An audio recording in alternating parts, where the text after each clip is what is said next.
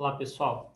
Nas últimas aulas, a gente encontrou as funções de onda para o átomo de hidrogênio e a gente discutiu um pouco qual é o significado dos números quânticos N e Lm, que classificam essas funções de onda. Hoje, a gente vai usar essas funções para entender um pouco mais as propriedades dos elétrons, ou do elétron no átomo de hidrogênio. Tá? Então, só para relembrar, né, a gente está usando um sistema de coordenadas esféricos, onde a função de onda é dada em função das coordenadas r, θ e φ, e ela descreve o estado do elétron. Né? Então, usando a função de onda, a gente consegue calcular valores médios, incertezas para observáveis que se referem a esse elétron, e mais importante que isso, a gente vai conseguir também determinar como é que é a distribuição espacial desse elétron no átomo. Tá? Então, só para relembrar, né, as soluções que a gente encontrou, elas eram classificadas em termos desses números quânticos N e Lm, elas dependem de R, θ e φ, e elas eram soluções que tinham a seguinte cara, né, ela tinha uma função que dependia de cosseno de θ, e aí eu tinha uma função exponencial de mφ, que essa foi a solução que a gente encontrou, e aí eu tinha soluções radiais que dependem de NL. E eu tenho uma constante de normalização, às vezes a gente coloca dentro dessa função radial, às vezes a gente coloca aqui, enfim, isso não é essencial. Né? Só um pouco de nomenclatura, né? Às vezes essas funções aqui são combinadas em uma única função, NLM, de θ, φ, que é chamada de harmônico esférico. E a gente viu que essas funções radiais, elas eram polinômios nesse raio, né? Então elas tinham, enfim, potências, então elas eram do tipo um R elevado a alguma potência, essa potência depende de L e de N, e todas elas tinham uma exponencial aqui decrescente. Isso vai ser importante para a gente entender onde o elétron está distribuído nesse átomo, certo? Então, essa era a cara dessas funções. Né? E a gente viu também que esses números quânticos, né, eles eram utilizados para classificar as funções e eles estão relacionados a certas propriedades físicas dessas funções de onda. O número quântico principal, n, ele tem que assumir valores inteiros começando no 1. O L estava relacionado ao momento angular total, ele começa do zero e vai até valores de n menos 1. E o M, ele está entre menos L e L. Né? Então, ele é menos L, passando pelo zero, depois até o L de novo. Né? Então, esse daqui estava associado à energia total do sistema, esse número quântico está associado ao momento angular total, e esse aqui é o momento angular na direção do eixo Z. Então, a gente viu também que esse momento angular na direção do eixo Z, ele me dá uma ideia, pelo menos classicamente, de onde, em qual é o ângulo da órbita desse elétron. E aí só um pouco de notação também. Em muitos lugares é utilizado o que é chamado de notação espectroscópica, isso é mais por motivos históricos.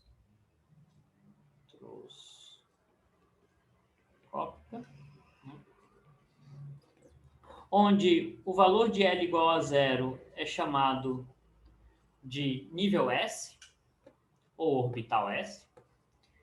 O L igual a 1 é chamado de P, o L igual a 2 de D, e assim por diante.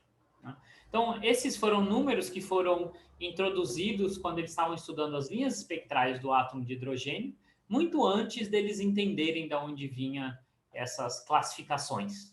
Então, por isso que foi introduzido esse linguajar de S, P, D, F, mas isso foi antes de entender que isso, na verdade, estava associado a um número quântico. Isso foi muito antes da física quântica. Tá? Então, vamos discutir um pouco como é que é a distribuição espacial desse elétron, certo? E esses estados são normalmente chamados de orbitais atômicos. Então, a gente vai estar querendo discutir, a gente vai querer discutir como que o elétron se distribui nesse átomo, se ele está em um desses orbitais, ou seja, em um desses autoestados. E aí, para calcular isso, o que a gente precisa, né, o que a gente precisa olhar é a densidade de probabilidade do elétron. Né? Lembrando que eu estou tratando de altos estados de energia, então a parte temporal desaparece quando eu calculo o módulo ao quadrado e só sobra a função de onda espacial e ela é dada por uma expressão desse tipo aqui. Né? Lembrando também que aquela dependência em φ é uma exponencial complexa. Quando eu tiro o módulo ao quadrado de e elevado a i m φ, isso dá 1. Então, a minha densidade de probabilidade não depende de φ, né? Só depende de θ e de r. Né? E aí, a dependência em θ vai depender dessas funções aqui, que são os polinômios associados de Legendre, e dessas funções radiais, além daquela exponencial que aparece aqui. Certo? Então, a primeira observação importante aqui é que para R muito maior que esse parâmetro A0, que a gente viu da ordem de meio angstrom, né, o que acontece com a minha função de onda? Por causa daquela exponencial lá, essa minha função de onda começa a cair, aí a zero. Certo? Então, uma coisa que a gente já observa é que muito longe desse próton, a probabilidade de encontrar o elétron é bem pequena. Essa probabilidade vai a zero se esse R começa a ficar muito grande. Além disso, a gente nota também que nessa exponencial aparece esse número n. Ou seja, se eu tiver um n muito grande, essa exponencial cai mais devagar. Certo? Obviamente, eu também tenho uma dependência da coordenada r nessa parte da função, mas para r grande, o que vai ditar o comportamento é isso daqui, essa exponencial. Então, isso está me dizendo também que quanto maior o nível de energia, mais lentamente cai essa exponencial. Então, maior a chance de eu encontrar o elétron longe do próton. Então, isso já está nos dando uma ideia de que quanto maior o nível de energia, maior a probabilidade do elétron estar longe do próton. E está um pouco associada com aquela ideia que às vezes a gente vê, né, de que esses orbitais atômicos ou esses estados, eles estão organizados em camadas. A gente vai ver que não é exatamente assim, mas essa ideia não está tão errado. Tá? Então, se eu plotar essa densidade de probabilidade, só a parte radial, eu vou encontrar uma figura desse tipo aqui. Então, eu estou plotando para diferentes valores de n, estou sempre pegando o L máximo para cada valor de n, para a comparação ser um pouco melhor. A gente vê que para o n igual a 1, o módulo ao quadrado, então eu estou plotando o módulo ao quadrado de toda essa função aqui, certo? Então, tudo isso daqui é o que está sendo plotado nessa figura.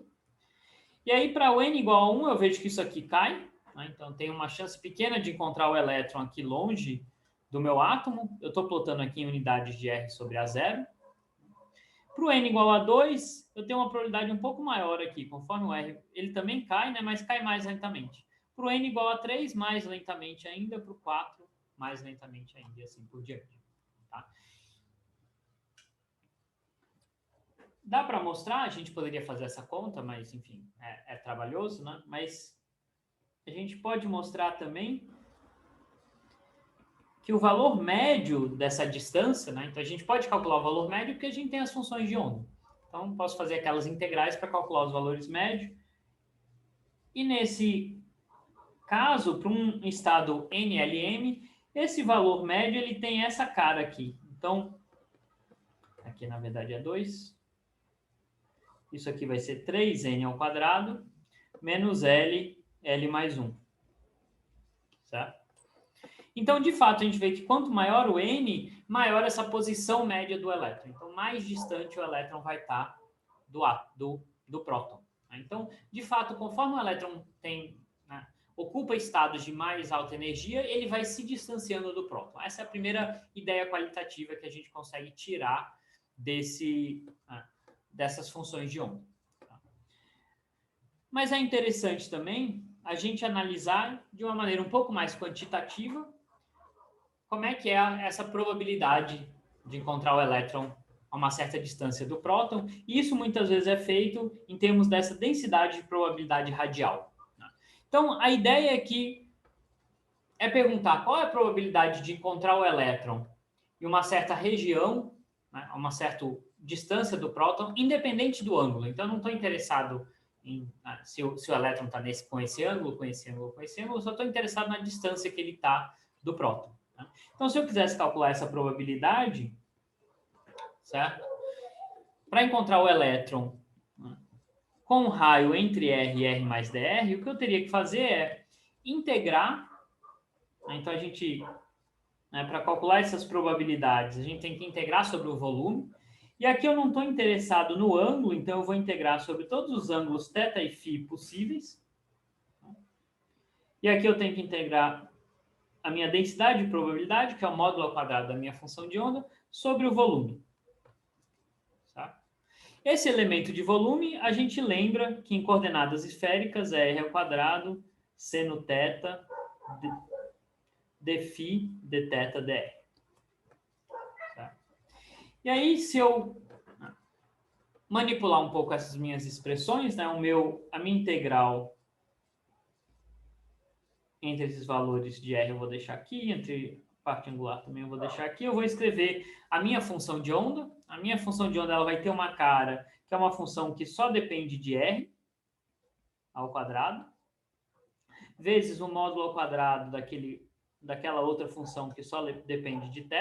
A gente viu que ela não tem uma dependência em φ, certo? Então eu já posso integrar direto esse integrando em φ, né? Isso vai dar simplesmente um fator 2π. E dá para mostrar, né, que se eu integro essa função toda aqui, certo? Então, isso aqui só depende de r, então eu posso separar a integral em r e integrar só em θ e em φ. Né? Se eu integro sobre todos os valores de θ e de φ, dá para mostrar que o resultado dessa integral, né, para qualquer uma dessas funções aqui, vai dar sempre 4π. Certo? Então, o resultado vai ser 4π integral de r, dr mais dr, módulo de r ao quadrado, r ao quadrado, dr. Tá? Então, o que eu calculei aqui? Eu calculei a probabilidade de encontrar o meu elétron em um intervalozinho entre Rzinho e Rzinho mais um drzinho, independente do ângulo, para qualquer ângulo. Tá? E, portanto, eu posso definir, né, se esse drzinho é bem pequenininho, eu posso aproximar isso daqui por 4π r ao quadrado, módulo de r ao quadrado, dr. Então, eu posso definir uma densidade, o que a gente chama de uma densidade de probabilidade radial. O fator 4π aqui não é essencial, né? É só um fator de normalização, isso não é tão importante. Eu poderia absorver ele dentro da minha função R, mas ela é dada por isso daqui. O que essa densidade me diz? Ela me diz qual a probabilidade de eu encontrar um elétron num certo ponto, a uma certa distância do próton. Obviamente, para eu calcular uma probabilidade, eu tenho que integrar sobre um intervalozinho de raios, mas o ponto onde o elétron, a distância mais provável, vai ser dada quando essa densidade de probabilidade for máxima. Certo? Então, é isso que a gente pode fazer. A gente pode, por exemplo, perguntar onde é mais provável encontrar o elétron. Para eu responder essa pergunta, eu tenho que analisar onde essa função aqui é máxima, porque ela me dá justamente essa probabilidade de encontrar o elétron a uma certa distância do próton. Tá? Então, a gente pode fazer essa pergunta, né? Onde essa densidade de probabilidade vai ser máxima, certo? Então, se eu quisesse responder isso daqui, então, para qual valor de R é mais provável encontrarmos o elétron?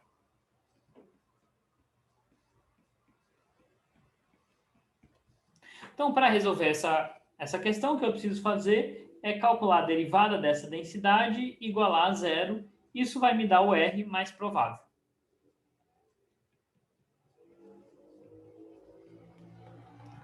E aí, obviamente, isso vai depender de em que estado está o meu elétron, porque os valores de N e L vão definir quem é essa função R aqui. Para o estado fundamental,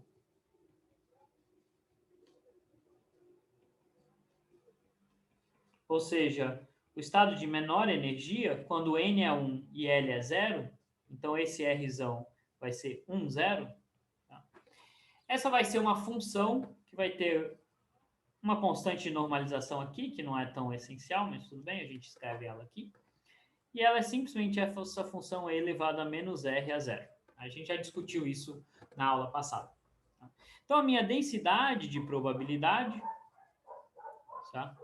A minha densidade de probabilidade, ela vai ser dado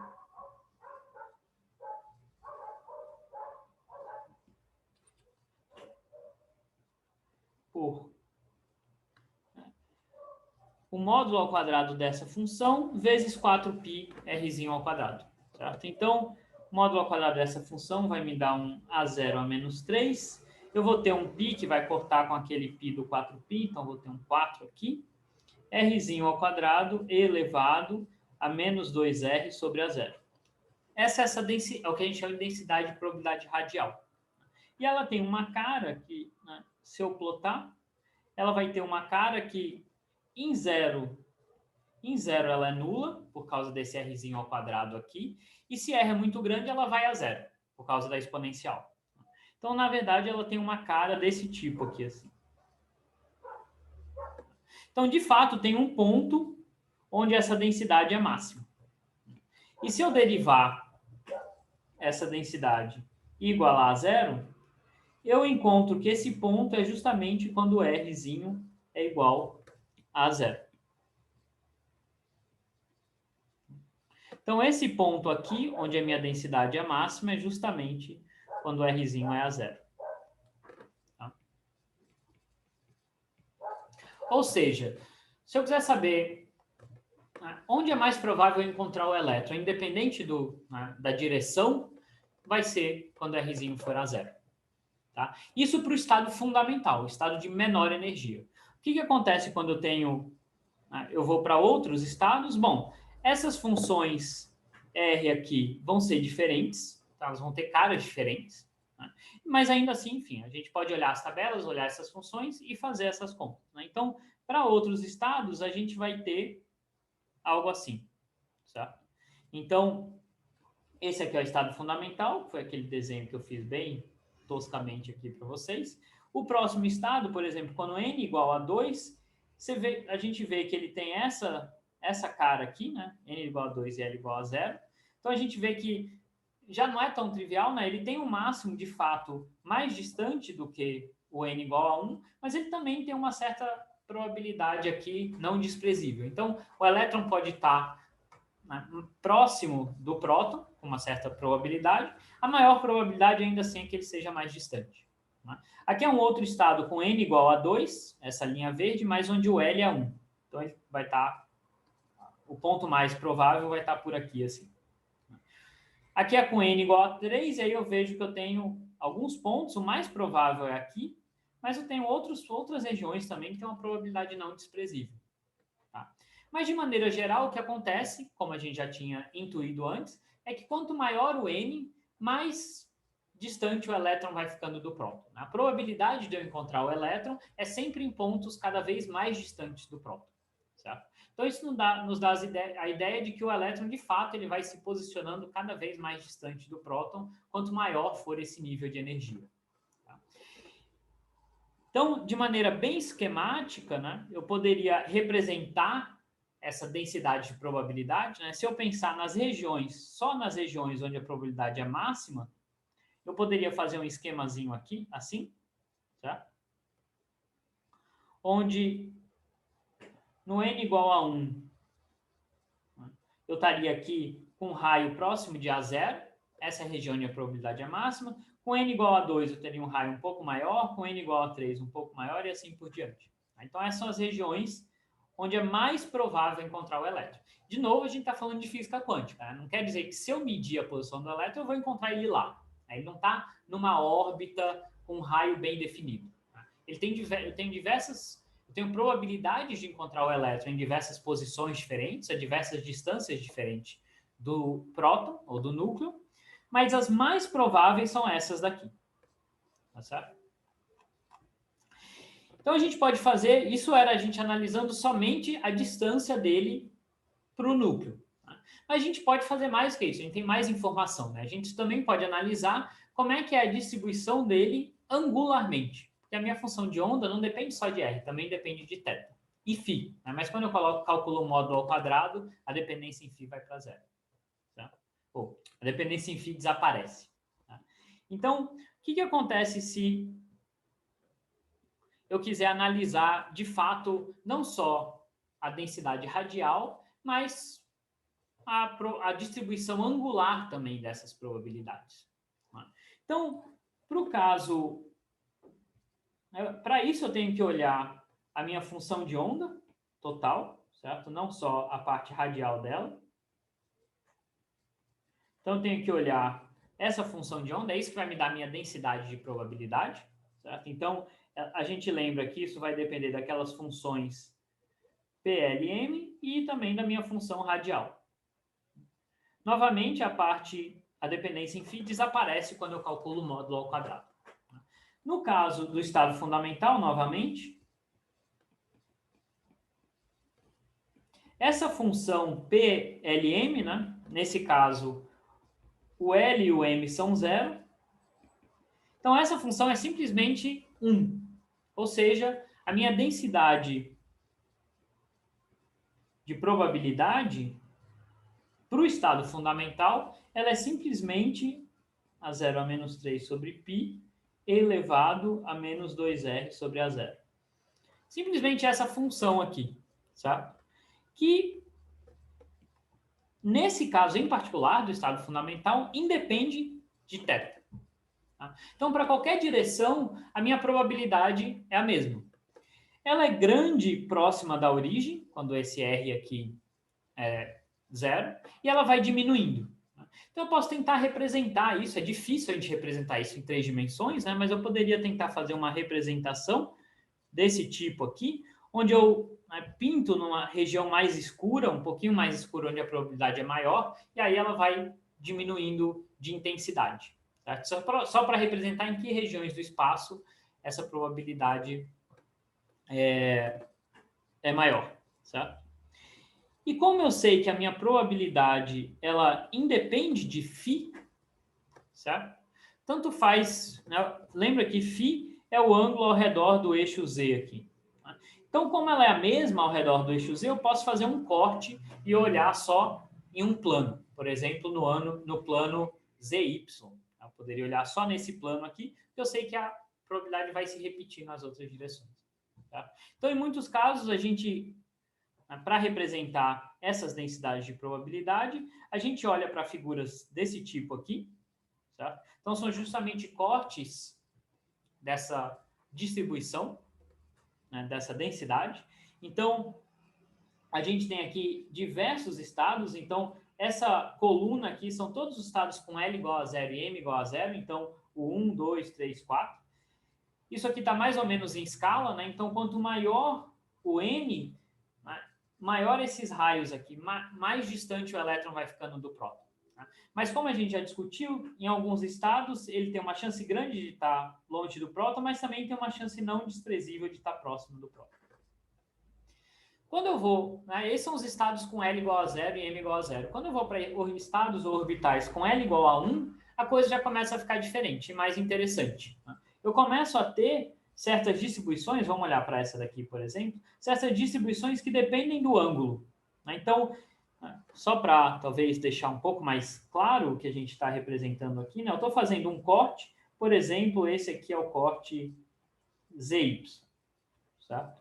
Então, variar o meu ângulo θ significa andar nessa direção aqui. Eu vejo que tem regiões de θ, por exemplo, aqui é com θ próximo de zero, que são mais prováveis do que com θ igual a 90 graus. Tá? Então, o elétron está se acumulando em certas regiões do espaço, não só com relação à distância do núcleo, mas também a esse ângulo θ.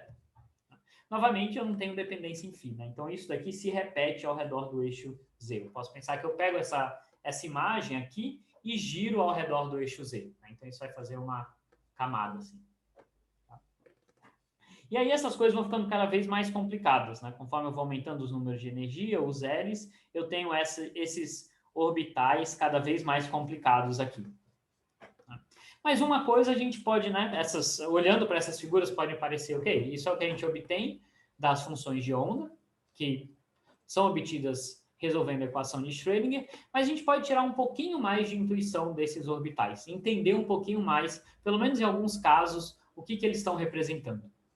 Então, para a gente discutir isso, vamos olhar para esses dois casos aqui. Então, vamos olhar para esses dois casos aqui. Tá? Então, n igual a 2 e L igual a 1, só que o m tem dois valores diferentes, 0 e 1. E eu vejo que, se eu olhar para essas duas figuras, né, eu vou ampliar elas daqui a pouco, talvez vai ficar mais fácil de ver, mas elas são bem parecidas, parece só que uma é rodada da outra. E a gente vai ver que isso está relacionado àquela ideia de que a componente Lz do momento angular está me dizendo qual é o plano da órbita. A gente vai ver que, de fato, isso não está tão longe assim da realidade, mesmo no caso quântico. Então, vamos lá, vamos olhar para o caso...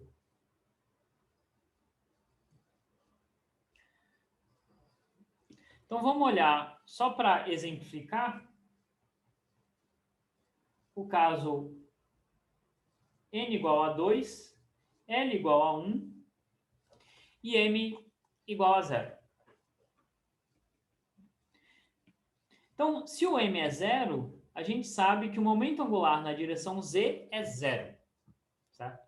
O que isso quer dizer classicamente? Né? Classicamente, a gente viu que essas situações corresponderiam a órbitas assim, onde o elétron está orbitando nesse plano aqui, por exemplo, o plano zx, de tal forma que o momento angular está na direção y, por exemplo, e aí se eu projeto ele no eixo z, dá 0.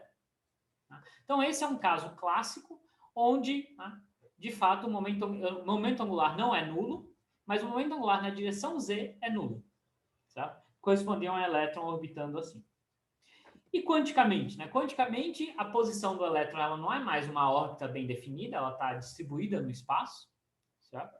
Mas eu posso olhar onde é mais provável encontrar o elétron. Certo?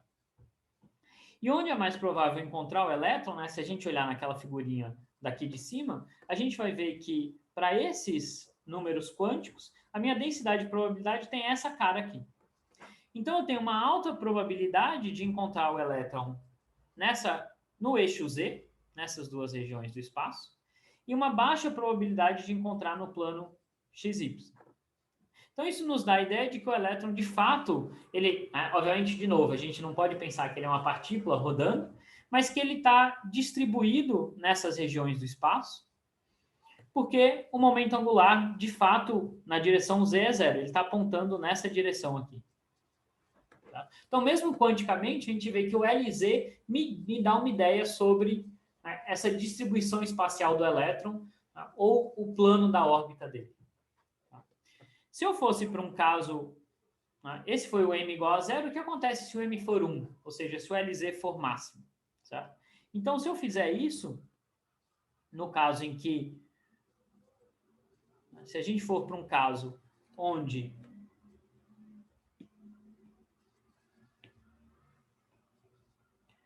a gente pega o mesmo valor de n, o mesmo valor de L, mas agora o m é 1, ele é máximo, o que isso significa? Significa que o LZ assume o maior valor possível. Classicamente, o que isso me daria? Né? Me daria uma órbita desse tipo aqui. Tá? Então, classicamente, eu teria uma órbita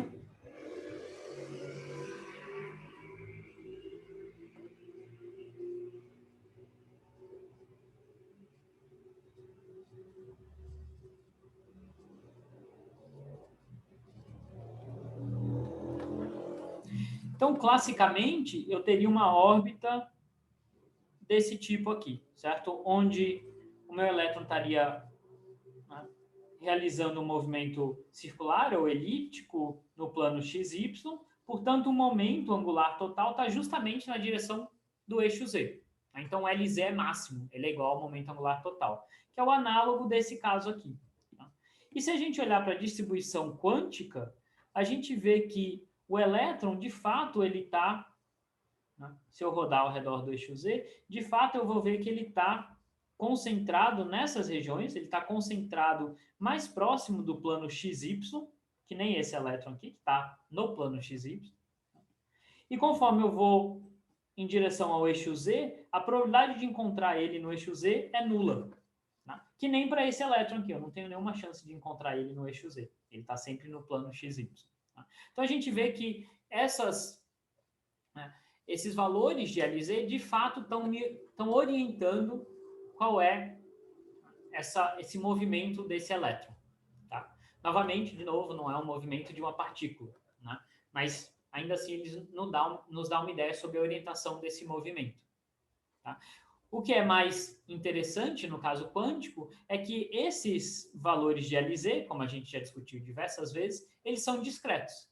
Então, essas órbitas dos elétrons, né, ou essas distribuições de densidade de probabilidade do elétron, elas fazem saltos discretos. Tá? Então, nesse caso, em particular aqui do L igual a 1, eu tenho duas possibilidades, né? Ou essa daqui, na verdade eu tenho 3, mas duas são análogas, então eu tenho ou essa daqui, quando o m é 0, ou a outra possibilidade com a órbita no plano XY. Eu posso ter, esse seria para o m igual a 1, eu também tenho o valor de m menos 1, mas vai ser totalmente análogo a esse daqui. Tá? Então, essas três possibilidades são, na verdade, duas orientações de órbita. Tá? E aí, conforme o L vai aumentando, e os valores de M vão aumentando, eu tenho várias orientações possíveis dessa órbita. Tá certo? Então, isso era só para dar uma ideia, né, de como, de fato, esses números quânticos, eles impõem certas restrições aonde o elétron pode se localizar ao redor do átomo. Então, só para finalizar essa nossa discussão, algumas observações. Sabe? Então, a primeira observação é que a gente está analisando o tempo inteiro autoestados de energia. Certo? Então, são autoestados onde a minha função de onda completa, ela tem essa cara aqui,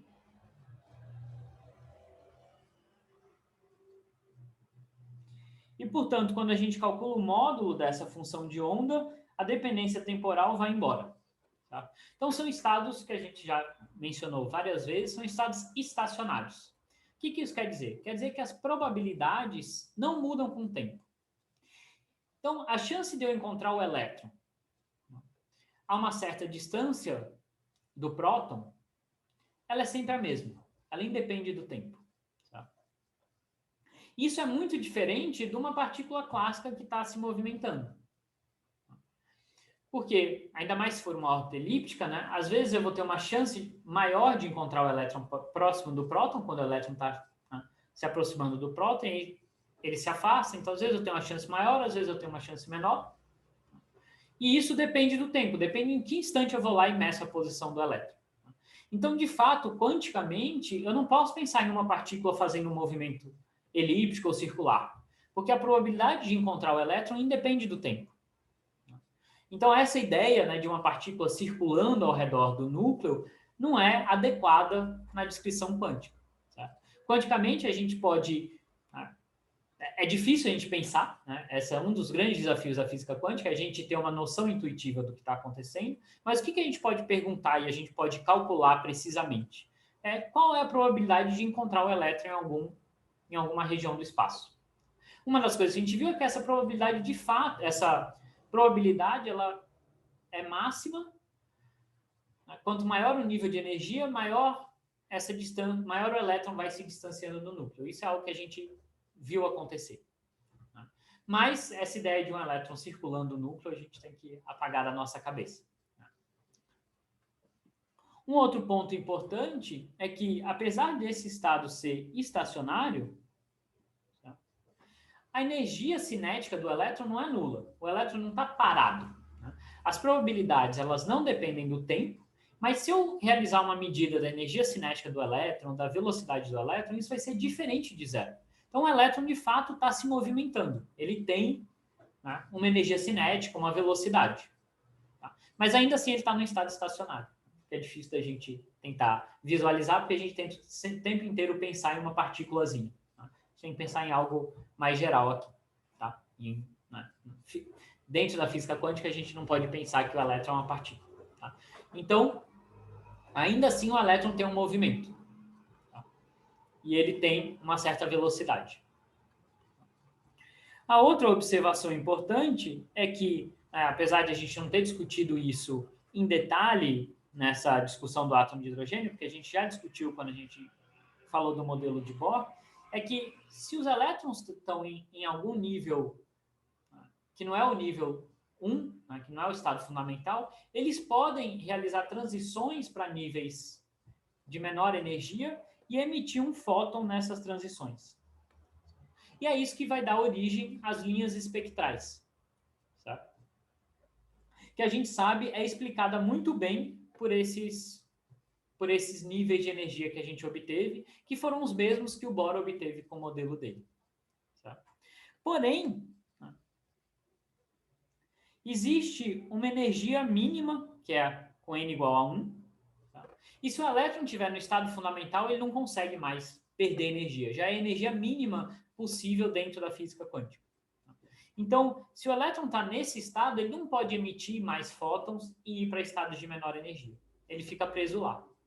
E é isso que garante que o átomo é estável, porque o elétron não pode agora mais perder energia. Né? Classicamente, a gente viu que isso não acontecia. Classicamente, o elétron sempre podia perder energia. A gente viu aquela animaçãozinha que eu mostrei para vocês, né? O elétron ia emitindo radiação, a órbita ia ficando cada vez menor e ele colapsava para o núcleo. Na física quântica, eu tenho uma energia mínima, onde o elétron não pode, né, violar essa energia mínima. Então, ele não pode mais perder energia. Então, se ele está no estado fundamental, ele não vai emitir radiação, ele não vai emitir fótons, e o átomo vai ser estável. Então, tipicamente, se eu tenho um átomo em um estado excitado, esse elétron vai caindo de nível e emitindo fótons, mas quando ele chega no nível de menor energia, ele para e o átomo fica estável. Isso é o que garante a estabilidade do átomo. A gente vai ver, depois que a gente for discutir alguns exercícios, que essa energia mínima, ela vem também, ela está associada com aquele princípio de incerteza. Por quê? Porque se o elétron pudesse perder energia e perdendo energia e parar no núcleo, no centro do núcleo, significaria que eu sei onde o elétron está, ele está no centro do núcleo, e ele está em repouso, então também sei a velocidade dele. Então, eu saberia tanto a posição quanto a velocidade. Isso não pode acontecer dentro da física quântica. Então, o princípio de incerteza, apesar de não ser algo que a gente tem que colocar a mão na física quântica, ele sai naturalmente, quando a gente resolve a equação de Schrödinger e impõe as condições necessárias para a função de onda, esse princípio de incerteza, ele garante que eu tenho uma energia mínima. Então, a gente pode entender essa energia mínima também olhando para o princípio de incerteza. Mas isso é extremamente importante porque explica para a gente por que o átomo é estável, que era um dos maiores problemas do modelo clássico. Tá bom? Então, isso meio que encerra a nossa discussão do átomo de hidrogênio. Tem alguns exemplos de alguns problemas que eu vou passar para vocês, mas são as ideias fundamentais sobre o átomo de hidrogênio e essas funções de onda ou esses orbitais atômicos. Tá bom? Na próxima semana, a gente vai discutir algo bem curioso, vai ser o último tópico desse curso, que é spin. Tá? Então, por essa aula era isso. Tchau, tchau.